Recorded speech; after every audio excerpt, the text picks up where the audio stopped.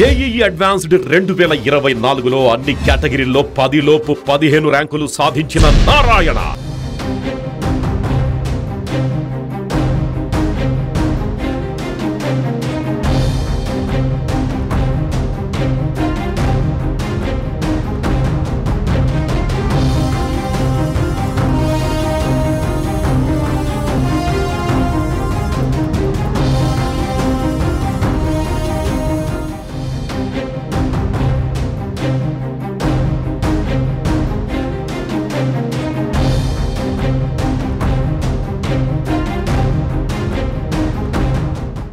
జనసేన నేత పవన్ కళ్యాణ్ ను శాసనసభ పక్ష నేతగా ఎన్నుకున్నారు. మంగళగిరిలోని పార్టీ కార్యాలయంలో సమావేశమైన జనసేన ఎమ్మెల్యేలు పవన్ ను తమ నేతగా ఎన్నుకున్నారు. తెనాలి ఎమ్మెల్యే నాదెండ్ల మనోహర్ పవన్ కళ్యాణ్ పేరును శాసనసభ పక్ష నేతగా ప్రతిపాదించడంతో ఏకగ్రీవంగా ఎమ్మెల్యేలందరూ ఆమోదించారు. తెలుగుదేశం పార్టీ తరపున అత్యధిక స్థానాలతో జనసేన శాసనసభలో ఉండడంతో ప్రధాన ప్రతిపక్షంగా ఉండాలని జనసేన భావిస్తోంది. ప్రతిపక్ష నేత హోదా క్యాబినెట్ ర్యాంకు కలిగి ఉండడంతో దీనికి ప్రాధాన్యత ఏర్పడింది. జనసేన శాసనసభ పక్ష నాయకుడిగా పవన్ కళ్యాణ్ ఎన్నికయ్యారు.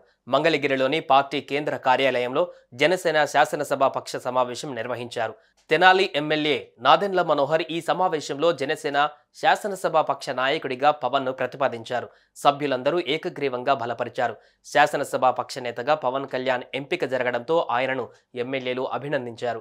ఏపీ సార్వత్రిక ఎన్నికలలో ఎన్డీఏ కూటమికి 164 సీట్లు సాధించింది. కూటమిలో భాగమైన జనసేన 21కి 21 సీట్లు గెలుచుకుంది. అయితే ఈ నెల 12వ తేదీన ఏపీ ముఖ్యమంత్రిగా నారా చంద్రబాబు నాయుడు ప్రమాణ స్వీకారం చేయనున్నారు. చంద్రబాబుతో పాటు మరికొంతమంది కూటమి ఎమ్మెల్యేలు కూడా ప్రమాణ స్వీకారం చేసే అవకాశం ఉంది. మరోవైపు ఆంధ్రప్రదేశ్ ఉప ముఖ్యమంత్రి పదవి తీసుకునేందుకు పవన్ కళ్యాణ్ సంసిద్ధత వ్యక్తం చేశారని ఓ జాతీయ ఛానల్ వెల్లడించింది. ప్రధాని మోదీ, కేంద్ర మంత్రుల ప్రమాణ స్వీకారానికి జనసేన అధ్యక్షుడు పవన్ కళ్యాణ్, ఆయన భార్య అన్న హాజరయ్యారు.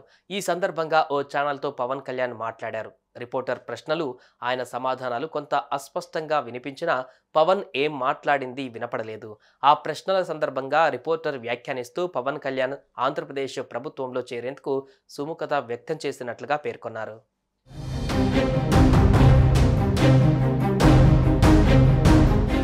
సుమన్ టీవీలో మీ పర్సనల్ అండ్ బిజినెస్ ప్రమోషన్స్ కోసం కింది నెంబర్కి కాంటాక్ట్ చేయండి.